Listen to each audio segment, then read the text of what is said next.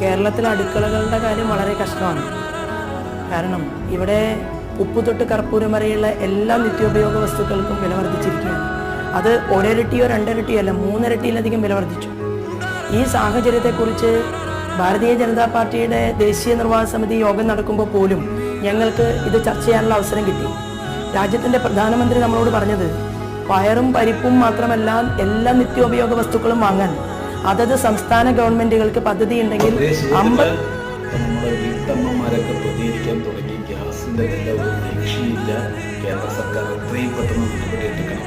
നാട്ടിലേക്ക് വീട്ടമ്മയുടെ ഒരു വിഷമം, എല്ലാ സാധനത്തിനും വില കൂടുതലാണ്. ഗ്യാസിന് വില വാങ്ങാൻ പറ്റുന്നില്ല.